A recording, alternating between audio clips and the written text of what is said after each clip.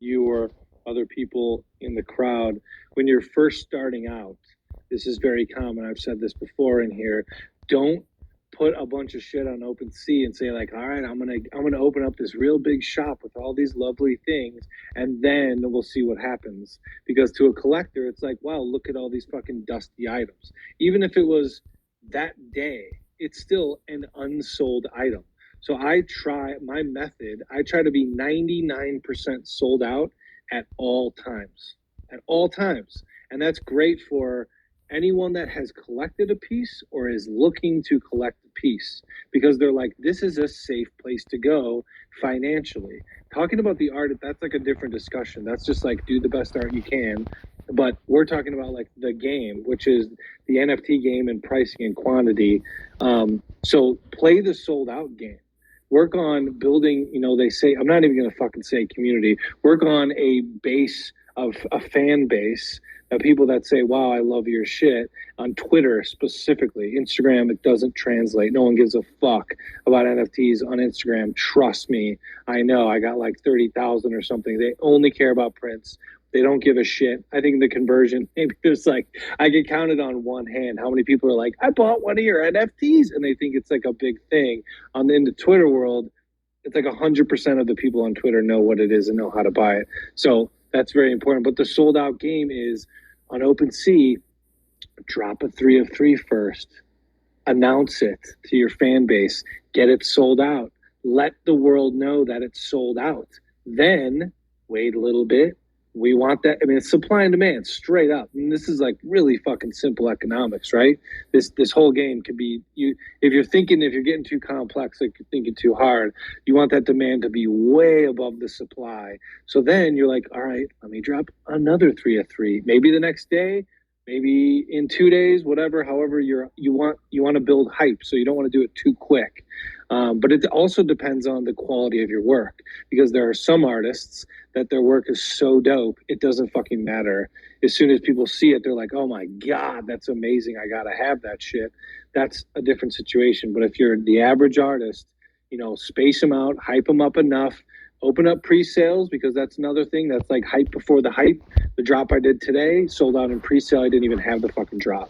And during times where the market is not crazy, that's safe because you can't have a flop. And when I say flop, okay, I'm just using that word in the sold out game sense. That would be when you when you drop something, it doesn't sell out, quickly or even that day. There are many artists that don't give a fuck. There are many artists, rightfully so, they shouldn't. But if you're playing the sellout game like I'm talking about, that's not good.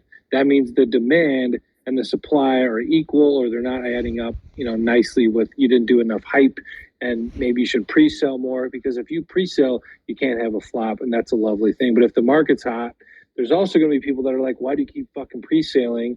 Like the love of the drop is kind of fun as well. So maybe you want to pre-sell half in DMs is what I mean by pre-sell, where people say like, yes, I'll take one because they already know the price. And then you do the drop of like the other half and people see, oh, already half is sold when the drop begins. And that is another hype like statistic or motivator for people looking for it. And you need to keep all these things in perspective because I assure you that the collectors, unless it's like my friend's mom's little brother, he loved my artwork and he wants to support me. If it's like a true NFT collector, they are looking at all these factors and more that I'm not even talking about that I'm probably not aware of. But this is like the first step is like, it's just keep an eye on supply and demand and be your job is now hype. If you want to play this game, your job is now hype as well. Is that hopefully that Thank you. Yeah, I feel like when I entered this space, you guys were all laughing and talking about like owls, and now I just took over. And it's like, can you repeat that? I didn't quite get that. Can you say that one more time? This is awesome. This is so rad. Yeah, thanks for the divergent art and commerce conversation. I always enjoy. But no, I agree. It's super valuable information, and like some people come into these spaces and are like, oh, I just entered just now, but like, I mean, it's how I feel. It's like how a lot of us feel, like we're all just entering and learning. So that information is super, super valuable, and I appreciate it. That was basically an NFT sales clinic, like for free. Fuck yeah. That's look, you come to the Nomad Boulevard Spaces. That's what you're gonna get. Yep. That's reciprocative, which is a beautiful word to say with lots of syllables. But that's what's up. Like they got a mothership of support and getting shout outs and exposure and new collector bases for artists I'm glad to be a part of, and good people that really fucking care. And you know, hey, let me spit some shit that I've learned over the last 6 months, which is also fucking bananas. This is where I really wish I had that heart emoji. Also, what's up, Jesse? Are you? Hold on one second. Let me double check. Yes, you are, Jesse. You bought the piece Prey today, didn't you? I did. So yeah, I'm Jesse. I'm not really an artist. I used to draw when I was a kid. I used to draw Dragon Ball Z and like we got to get Jesse on stage. But I've always really liked basically every artist that's a part of the Nomad community.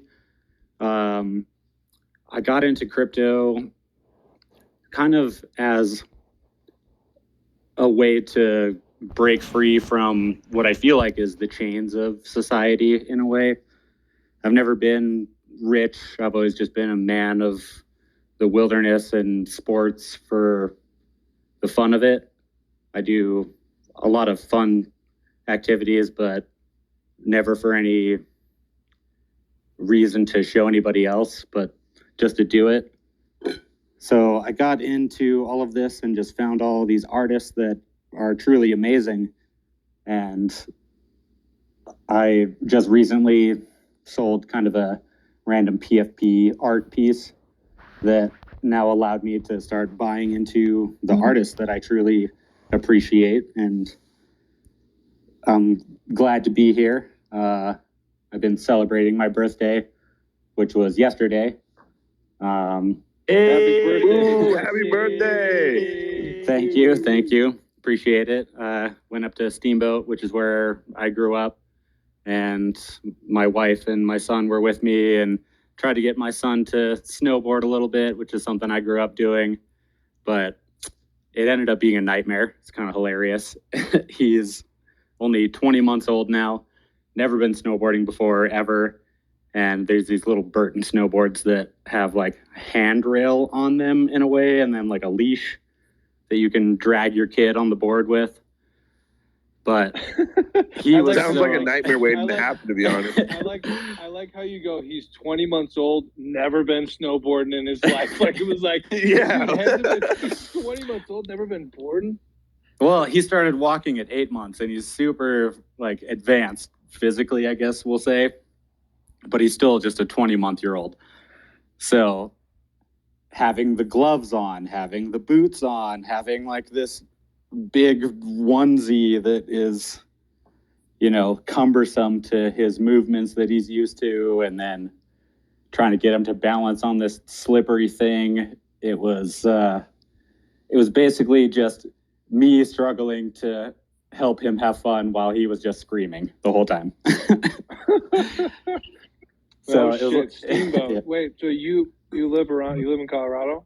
Yeah. In fact, I DM'd you about doing some backcountry adventure. Oh, shit, that was you. Fuck yeah, dude. Okay, coming together. So got it. Yeah, so I like split board up in the backcountry, and I know a bunch about snowpack and avalanches, and in the summertime I race mountain bikes, and like that's the stuff I do. But yo, Jesse, we're gonna fuck it up, dude. Also, Bean, Greg Bean he does crazy shit and has crazy friends, and we're about to all fuck it up, man. I'm pumped. Yeah, I love that. I love that stuff. What up, Jesse? Where do you usually go? Berthoud's my spot. Oh no shit. Okay. Yeah. So I do a lot of stuff up there. Man, basically every pitch down Highway 40, 7 Mile. I've done stuff that's on kind of like the east side of Highway 40.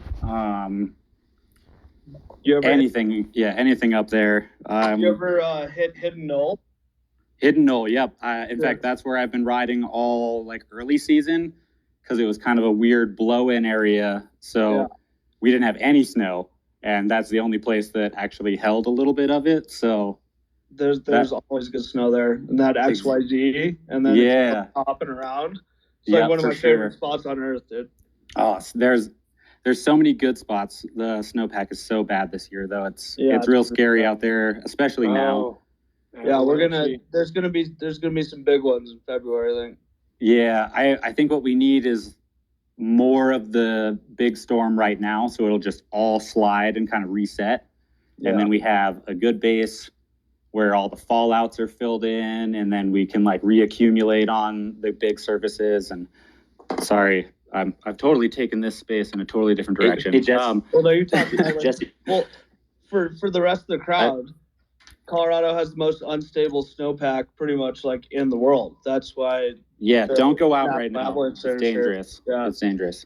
We get lots of dry snow, and then like when the mountain slides, the whole thing goes. But just go, like I'm going back to Vail in a week, baby. Just stay on the groom shit. You'll be all right.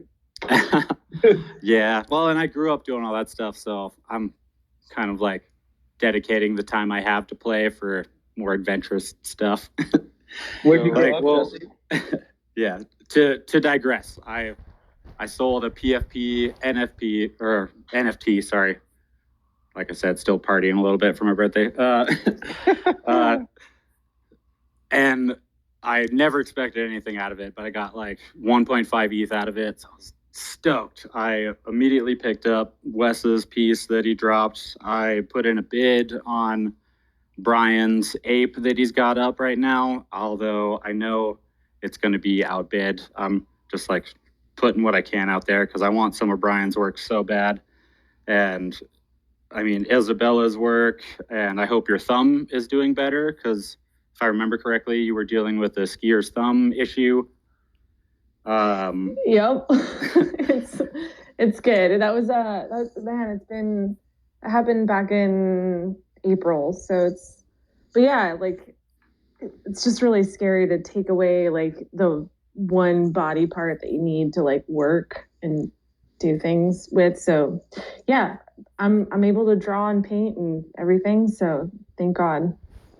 Well, I'm very glad to hear it for sure.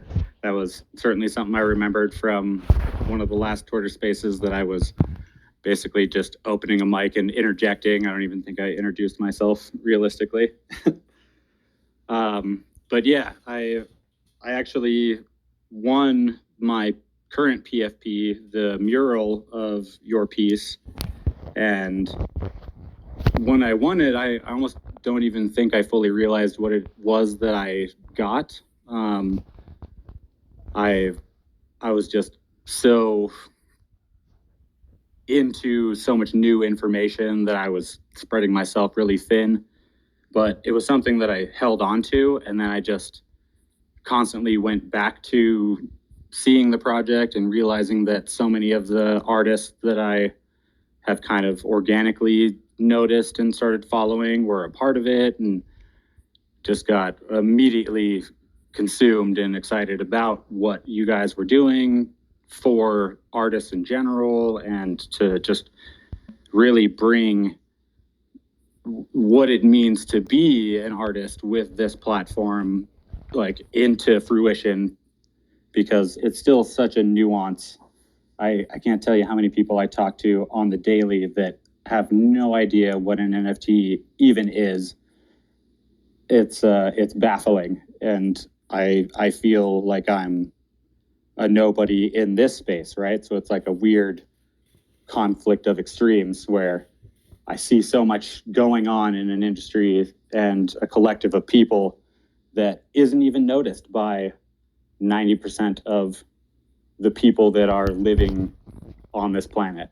I mean, Jesse, you're early. That's what that means. And the people that are involved, a lot of them are very entrepreneurial, or they're very, they're on the edge of new shit. So technology is clearly, that's what new shit is. And then finance people, you'll find plenty of day trader types that are in the NFT and crypto game. And then, yeah, I don't know. It's kind of like, so this is how you're early. And also, fuck yeah, dude. Thanks for buying my piece today. Very proud of that, and welcome to the ride. Thanks so much. Yeah, I'm so glad to be a holder. Honestly, I was getting a little upset because OpenSea crashed. I think almost the moment that I hit the buy button, because it was like 35 GUI or something for gas. I was like, oh fuck yeah, next to nothing. And OpenSea was like, error, and then I had to wait and was struggling with that. It also crashed, or my MetaMask crashed on my phone, and me being so new at all of this, I was like, oh my God, am I getting scammed? Like, didn't want to hit any unsolicited links or like do things that I felt were out of the norm. So I went on my computer and made sure that I still had like the Ethereum from selling my other PFP, so I could buy the piece that I had like specifically requested a white list for. I was like, oh my God, am I going to be that asshole that like requested one and can't even buy the piece? Hey, dude, you did good. I mean, it was weird timing. Also with the phone, like I only do big moves from my laptop. Man, I think I'm alone there. A lot of people use their phone for shit, but unless it's throwing coins around, I do it all from like, minting, and all the big shit is all laptop only. Even buying, like I pull out the laptop, it's still, I think, the way to go. But yeah. Man. Well, and that's how like rookie I am, right? Like I don't even own a laptop. I have a MacBook Mini that I hooked up to my big screen, and that's like my computer whenever I use it. But I work remotely, like 90 miles from actually where I live. My home away from home is my van in a shop that I work in and out of, to drive a tow truck for a buddy of mine who owns a company up in the mountains, and also be a mechanic and a dispatcher and anything else while I'm up there. So yeah, my phone is basically my lifeline to crypto and NFTs, and it is a nightmare.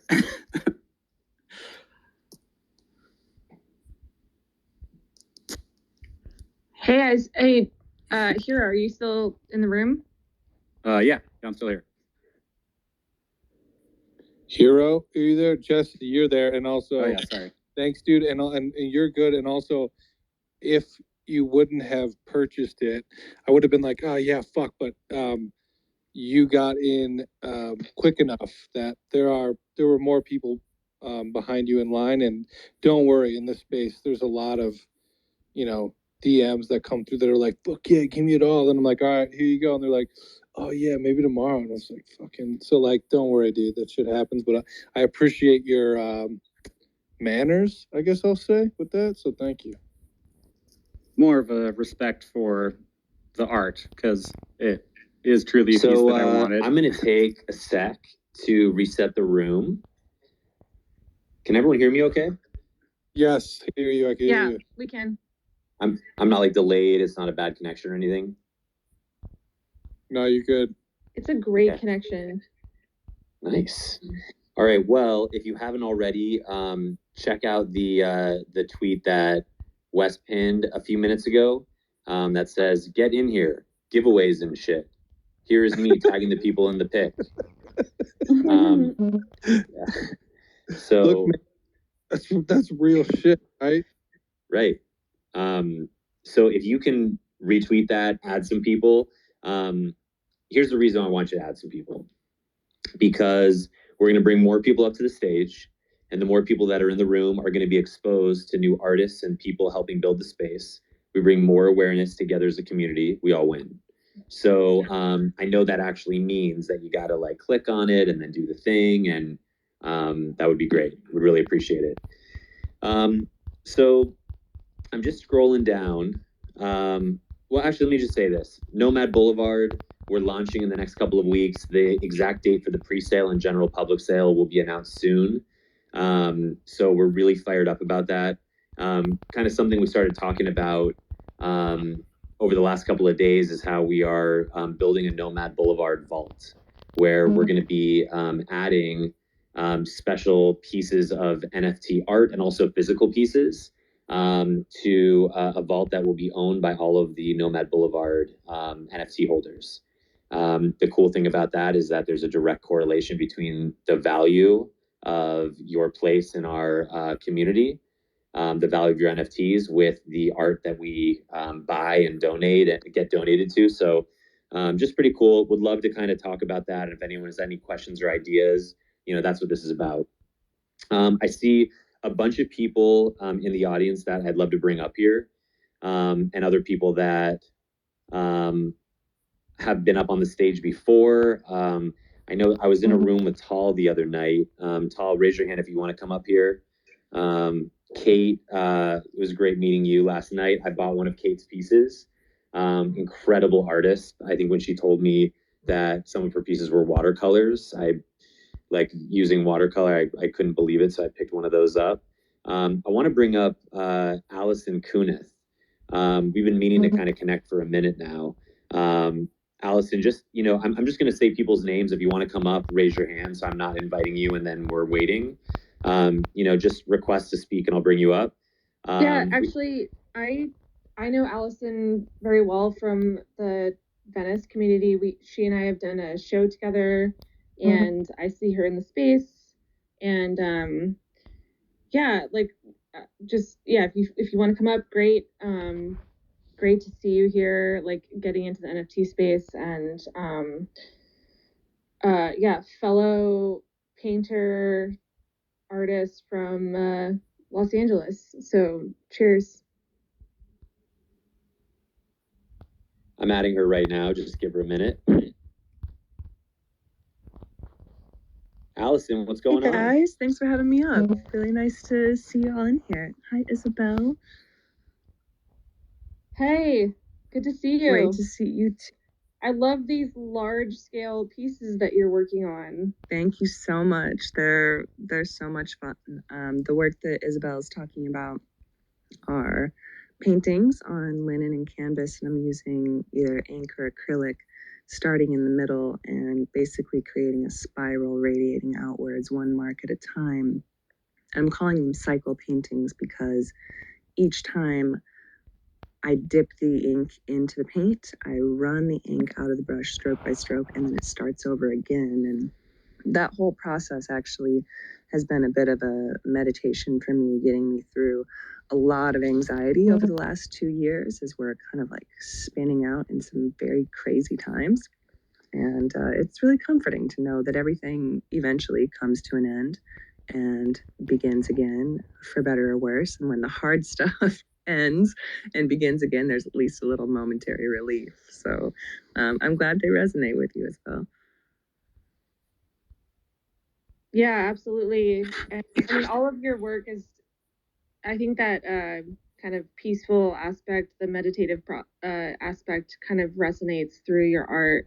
Even, I've known you for like 10 years now, and I've seen your work kind of evolve from many different forms and iterations and collections, and it always has that kind of peaceful aspect to it. So really cool to see these like huge scale, like, they look like they're like 6 to 9 feet tall, on linen, which is like a very, like, I just have so much respect for linen because I'm like, I can't touch it. It's so beautiful.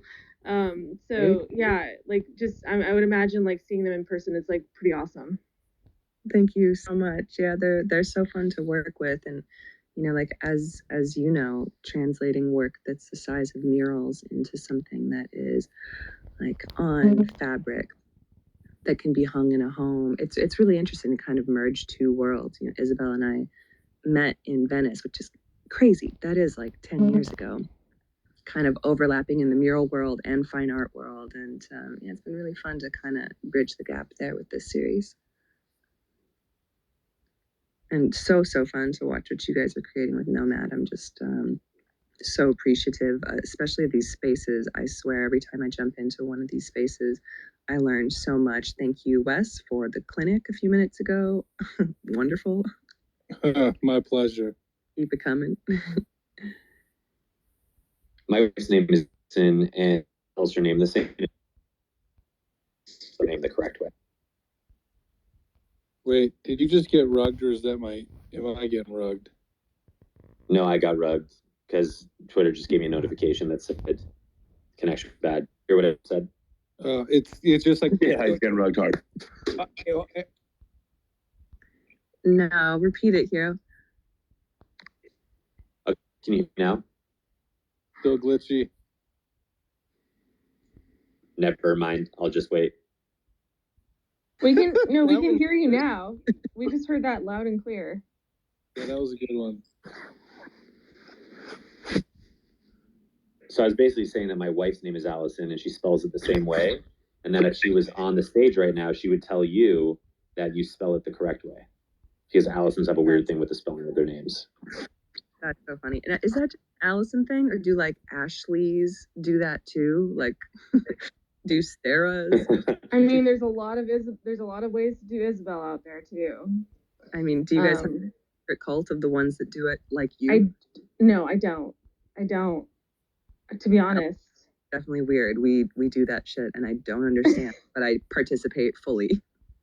What about like the Erics out there? Like, is it a C or a CK or just a K? I mean, I don't mean to generalize, but it tells me that this is specifically a female thing. Well, my name's Jesse, and there's definitely a few ways to spell that. There's a masculine and a feminine, and to be honest, my birth certificate says Jessie, and I've spelled my name Jesse with an E only for my entire life. Wow. So I don't know if I'm doing it wrong or if I'm gonna get in trouble with the government, like I'm two different people. But it might be just a mental thing. You're a traitor, Jesse. I'm a traitor. I might be, but yeah, I never committed to one spelling of my name or the other. I think I want to take this opportunity, if I may, to ask a question of folks on stage, like Wes, your opinion, as you know, I'm still kind of crafting my strategy for my first drop. And I have an archive of hundreds of pieces on paper and canvas. And in my mind, it's a shame that they're sitting in flat files. And I've been doing a lot of thinking about launching most of my pieces as one-of-ones with physicals as a way to move physical art. And it's just something that I believe in, to just get more actual fine art in collectors' hands that are also participating in this space. I'm just curious what you think about that approach as far as it relates to future collectability and the value of my work in the NFT space. I mean, I think it's a cool idea. I think the one thing that it's cool, but I would say it's like short-sighted in a way, which is not to mean that it's like, I'm not criticizing, just say it does not take into account secondary sales. So anytime a primary sale has anything attached to it, it's cool, right?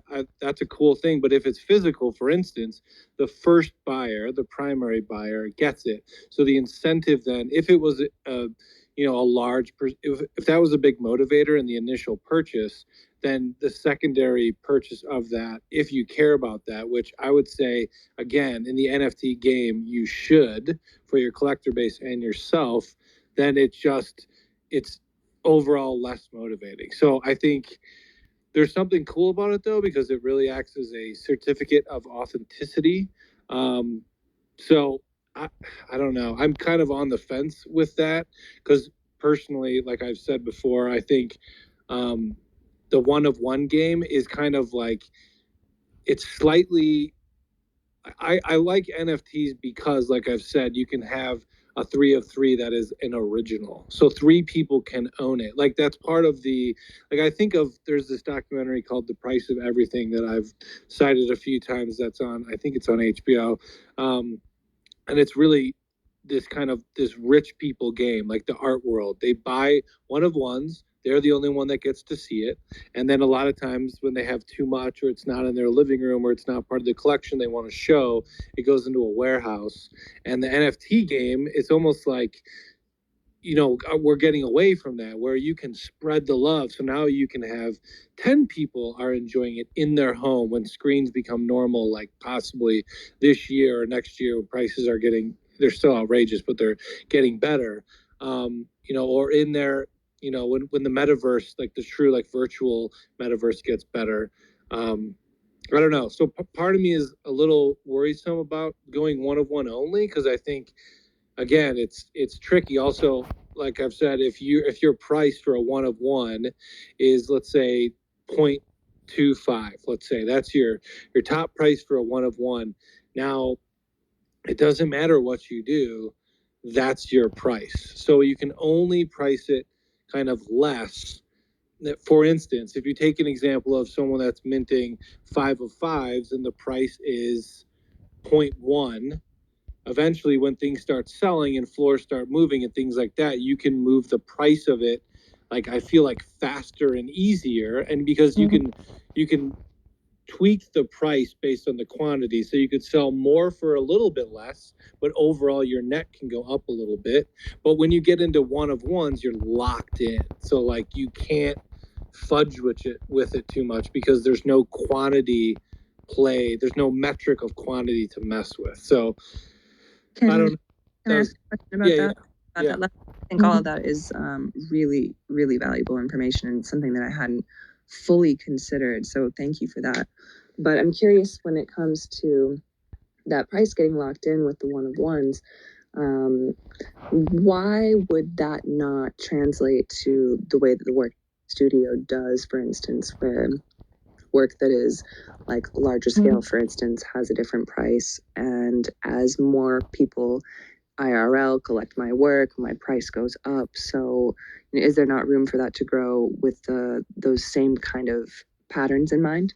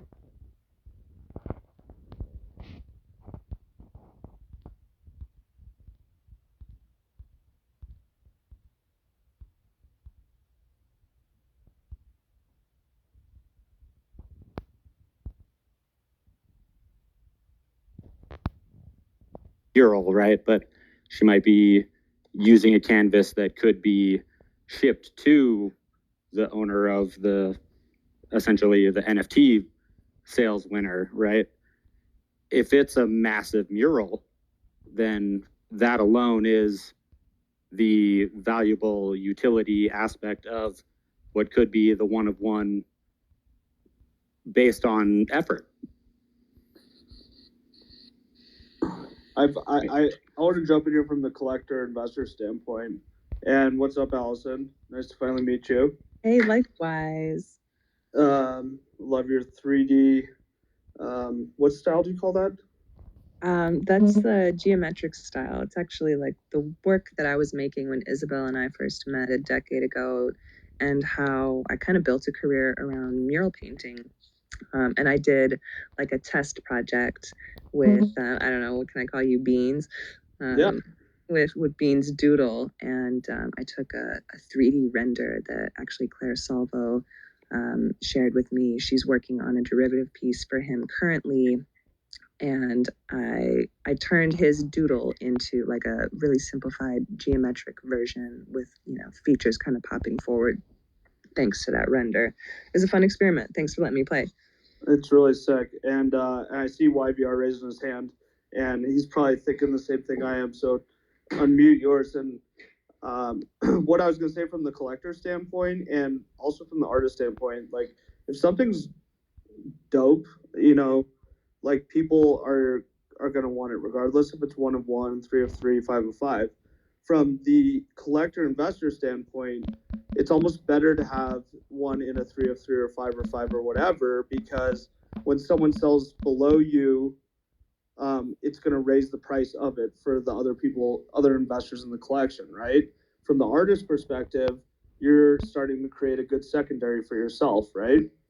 So if you have a really dope piece and it's 5 of 5 and those 5 turn over, then you're starting to really create traction on your secondary. People look at that, right?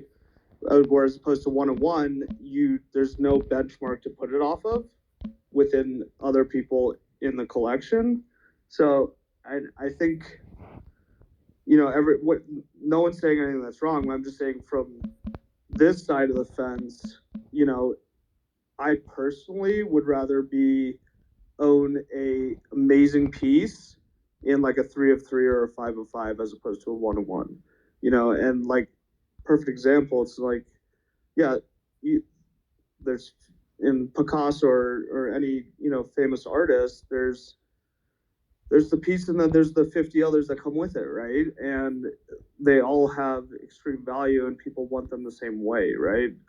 It doesn't, if it's an amazing piece of art, it's an amazing piece of art, and people are going to want to own it and be a part of it. But also from the investor standpoint, it's that raises the stock and it raises your stock as well. And I'm going to pass it over to my boy YVR because he's the king collector. Yeah, no, good evening, everyone. It's nice to. What up, YVR? Hey, everybody.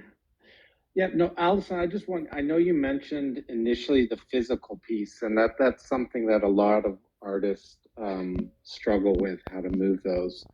There actually is a lot of cool new technology, and I've kind of talked about this a few times.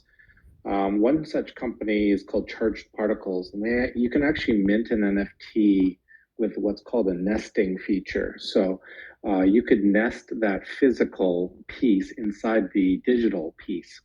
So when you sell that, say the first person doesn't want the physical, and then they resell it on the secondary, and maybe the second person that buys it wants the physical, then they can redeem that secondary utility token for the physical. So it's kind of a cool technology that is coming. So I think that's something a lot of you guys, artists with physical pieces, should be on the lookout, because a lot of us, I like physicals, but maybe the first buyer doesn't, but they can still have that value built in and resell it. So that's something that's fucking beautiful. I think that's the best way to do it I've ever heard, because then to that, I think, to state it again, I think that's a huge point, is in the NFT game, a lot of people do not want physicals. Like but they're not going to say, no, don't send it, because they love it and they love you as an artist. So it's tricky because they may not have a spot for it, and it may be a digital collector, and now it's a slight waste, because even though they love the piece, that's why they bought it, physically they don't have room for it in their life. And that idea is fucking beautiful right there. I have a massive room and it's completely full of physicals I haven't even put up on the wall yet. So it's a good and a bad thing, but I do love my physicals.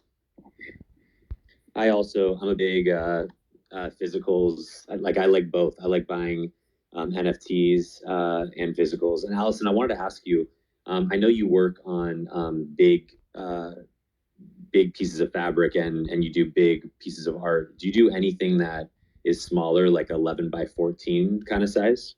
Totally. I mean, I work kind of obsessively in series. A lot of the work that I do is in ink and watercolor, and as each color layer is drying, I have to wait before I can paint the next bit so it doesn't create a giant mess. So I'll work on 6 or 8 pieces at a time, and sometimes they're as small as like 5x7 studies. So I have a whole range of sizes. Very cool. I'm going to check it out. I also pinned one of your tweets, so if everyone wants to go up there and check out some of Allison's work, really very cool and not something that I'm seeing at all. Thank you so much for that. And YBR, can I ask a clarifying question? I think that was a really, really great insight. Am I understanding correctly that you also see that nesting approach as a way to encourage secondary sales? So it doesn't just stop with the first sale and the physical is gone? Yeah, I mean, it is going to encourage, because that physical being nested within the original NFT is going to hold value. So, yeah, it's definitely going to encourage secondary sales, because that piece has that physical piece attached until it gets redeemed. So definitely, it's more valuable for the collectors to buy and sell those for sure. So. But I mean, this technology is relatively new. I mean, the company itself is relatively new in the game. So, but I wouldn't be surprised if other players in the space start doing this, because we need more utility in NFTs. They're very simple right now, but I think they're going to get a lot more complex as time passes and the different types of NFTs start evolving. So yeah, but definitely, I think that could really spur a big market, because yeah, I mean, if I could buy an NFT with a physical attached, and I know that over time that's going to accrue value if I don't redeem it. So yeah, I think it's a brilliant way. Could you do it before that technology exists? Because it's beautiful. Could you do it in a free way of you just have a bunch of coins, but you say what they're for? So they're all one of ones of the image that like says physical print on it or something that doesn't have like a value necessarily attached to it. But when they buy the NFT, you gift it to them for free. Like, it's clunky and not perfect, but is that a possibility that then in selling it, it could still motivate the secondary market? You can say like, well, you get this physical print NFT or multiple of them when you buy this as well. Almost like a digital signature for the physical piece only after it's redeemed. Kind of, yeah. I'm just trying to think of a way to do it now, before that technology, to tether them together, which I think is the key piece, because it could get messy if you had a lot of them, and they could get unorganized or something. I don't know. To me, that would be like an organizational nightmare, Wes. I'm sure you wouldn't want to have to keep track of all that. I think you've got better things to do by like making art. Unless you utilized blockchain, right, to just code in an ID that you can link a physical piece to the digital piece with, right? Well, that's what I was talking about. A nesting feature would, in essence, have that physical piece embedded inside as a utility token within the original NFT. Right. But then once the physical piece is out there, is there any way to identify the physical piece via code? No, the only way, I mean, the utility is that physical piece is embedded. So once the person, whoever has it, wants to redeem it, then they would contact the artist saying, I'd like to redeem this. And then that utility token is taken out of the original NFT. So it's now redeemed, and the physical is no longer able to be sent out because whoever has it redeemed it. So it could be like buyer number 8 wants the physical, they redeem it, artist sends it out to buyer number 8, for example. Jesse, I also see like the future is that your certificate of authenticity is the Ethereum transaction ID. And it's like put on that piece of art in a way that's how you identify it. from the physical standpoint. Right. That's kind of what I was thinking, like almost like a signature that's identical to each piece, but only to those pieces. Yeah, maybe we'll have like Ethereum notaries coming in on board. Damn, this shit's getting complicated. You'll be the first one, Wes. I'm just like listening. It's like staring into like a jet engine, like squinting my eyes, like, fucking kind of get it. Like, what the fuck? Like, Yeah, cosign. Yeah, you still need to come over for your school sessions. fuck yeah, I do, man. Wait, so if you YVR, if you sell the physical in that form and like say the second person redeems it, you ship to that person, what happens when they want to resell, or is that a thing? Like what happens then? Oh my God. So hear me out for a second. What if that code that we were just talking about that links the digital to the physical item is now the barcode to essentially repurchase the item? And then every time that's resold via the barcode, almost like a QR code, which is how everybody buys shit anyways, you're now getting secondary sales on a physical piece as well. But imagine if it's like depends. Like I've shipped things that are like so freaking expensive because it's like a big canvas to the other side of the world. Like like where it's like $1,000 to ship to whatever country. So I'm just wondering, like, how does that work? Because it's not the same as like a simple gas fee to sell or buy an NFT. So like, how does that work? Because I get it, I get the value. Like that's really cool. Like you get the physical with the NFT. That's awesome. And maybe at that scale, you create your own museum, and your utility is a lifetime membership, as long as you hold a digital piece, right? And then they can come visit you in California and see the magic that is the massive like murals that you do. So you no longer have to worry about the accommodation to deliver your art, right? You do it, and then you provide the space, you provide the membership, the experience.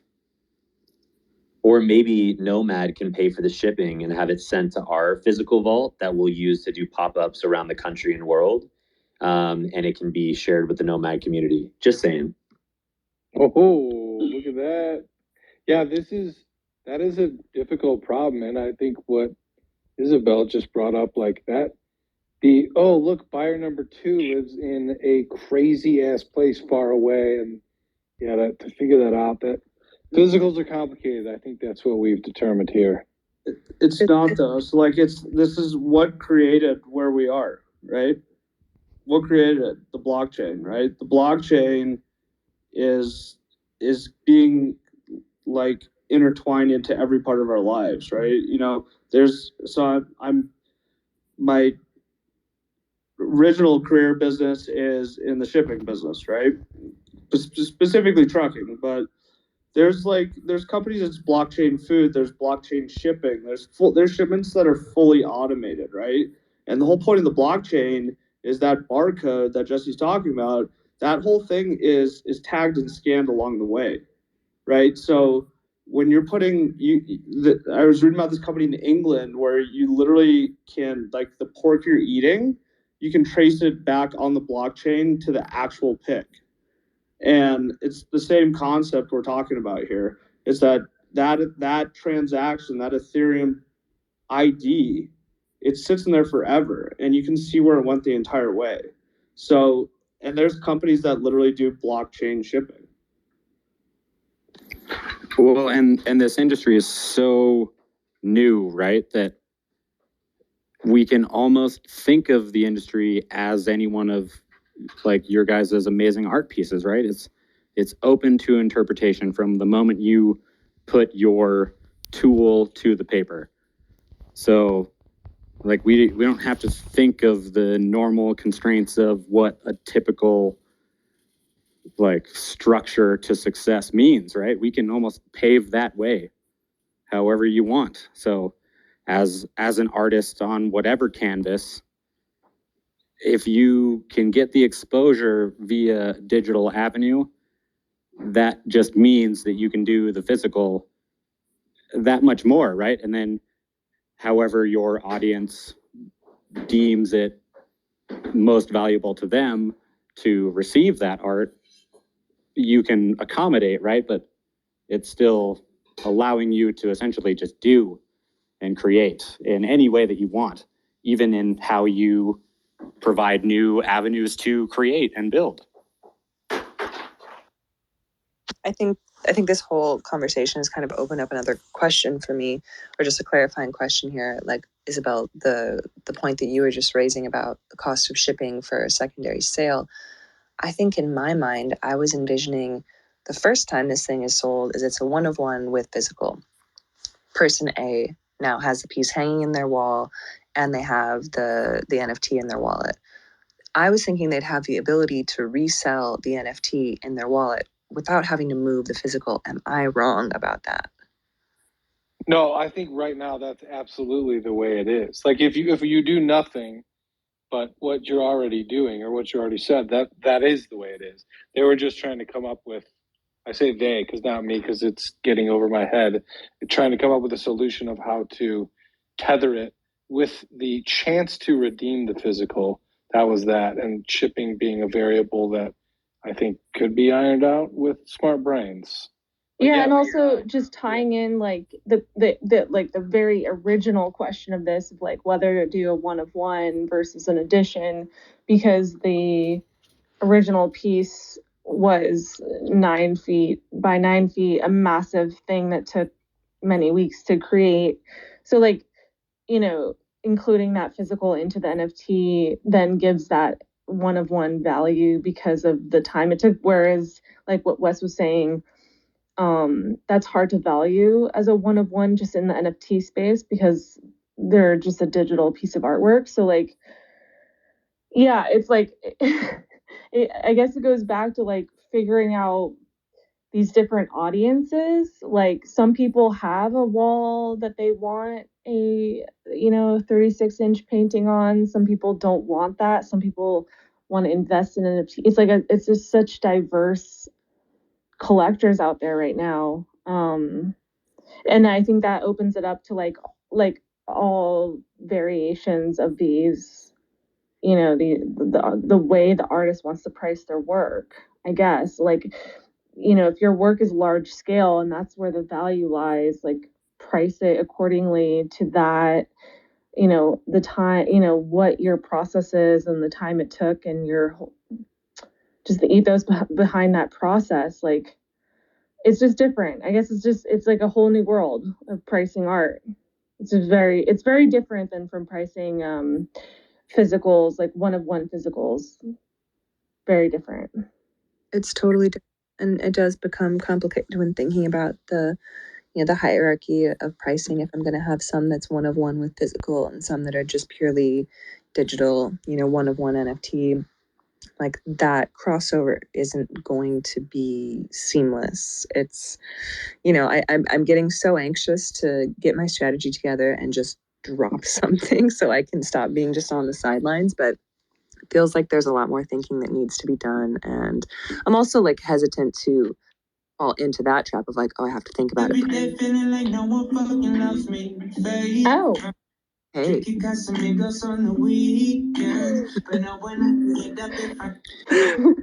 how I started the space tonight. So I just thought maybe it was time to wind it down and, everyone can just kind of go. So I'm going to jump.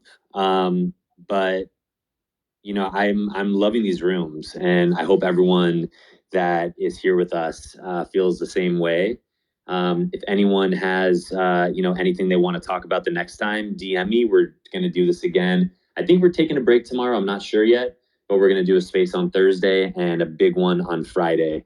So just stay in touch with us. Just real quick before I jump, is there anyone that was thinking about raising their hand that wanted to say something, that was kind of feeling like that anxious feeling in their chest and didn't want to say hello, or just didn't do it yet, that wants to come up and say anything on stage, no pressure at all. Raise your hand, I'll bring you up. You know, Wes is still here, YVR Trader, Joso, James, Isabel, Bean, Allison. Anyone down there? Toby, Mike, Sophia, Andy, Matt. Anyone? James, you want to say what's up? Hey, everybody. Talking about the one-of-ones physical, a friend of mine brought up a question and I have no idea what the answer would be. But another thing to consider is what happens if someone buys your work and it gets damaged during shipping. Insurance? That's like the lifelong, I mean, that's the bane of my existence. Up until the NFT space, I guess, unless OpenSea fucks up the delivery. Right. But It happened. It happened. Yeah, it's devastating. Because the thing I was thinking of is from the initial sale, insurance would handle it, but what would happen if somebody sold it on secondary? Would they have to be the ones that pay for the insurance?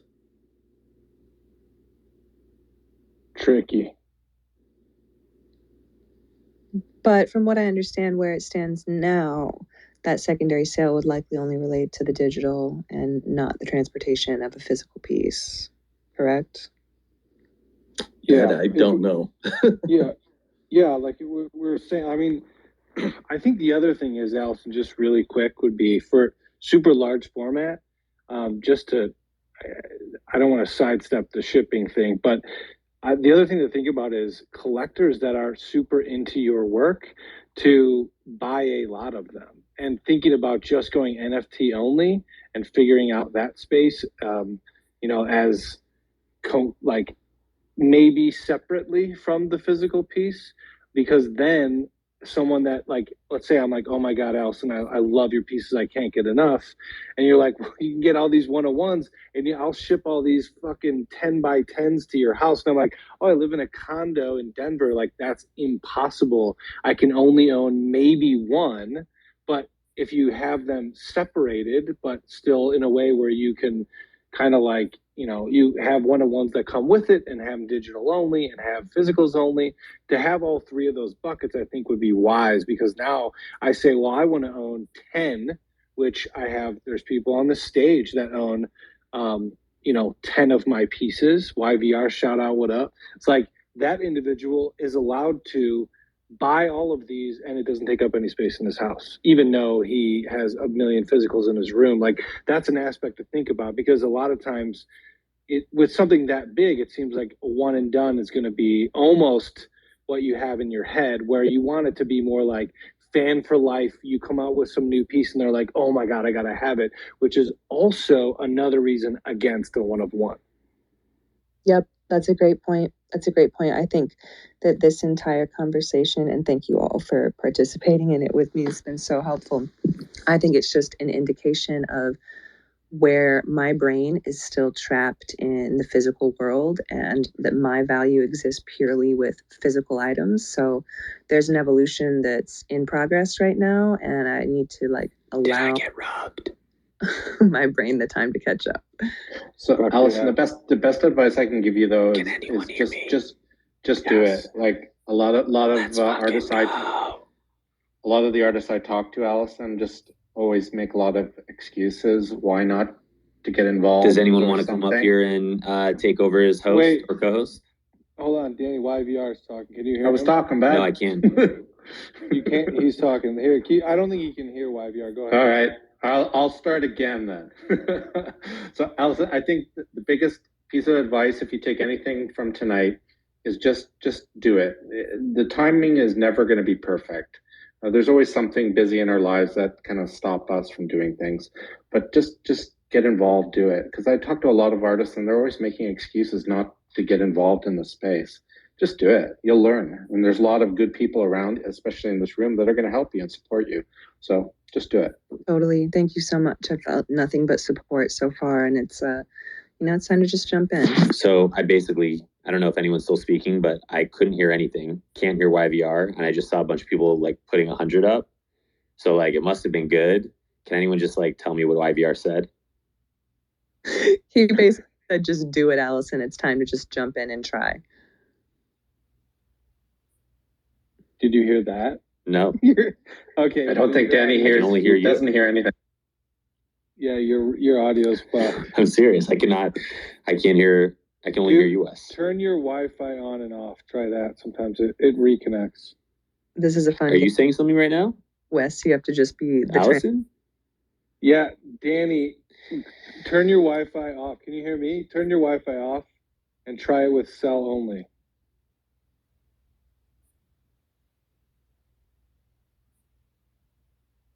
Perhaps that's our cue to wrap up the room. Yes, I think that is wise. This is the perfect time. I'll close it out for Danny. Hold on one second. Let me text him.